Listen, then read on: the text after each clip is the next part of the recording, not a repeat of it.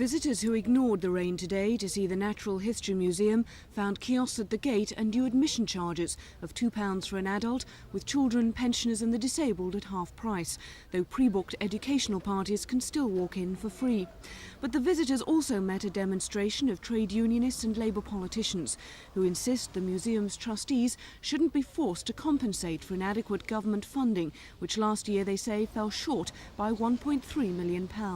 I used to come here half a dozen times a year, and it fueled my interest in science and natural history.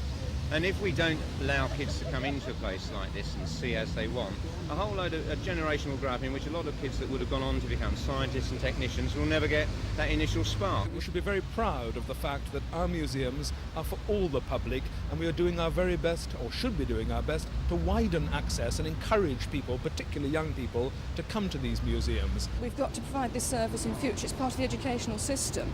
And, you know, the government's got to accept its responsibilities and provide the cash. Even the trustees themselves admit that admission charges is a step they wouldn't have wanted to introduce.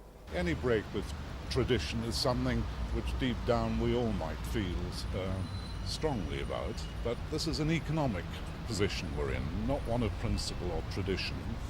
This is where we have to make more money ourselves to keep this magnificent museum in a magnificent state and one of total excellence for the public benefit.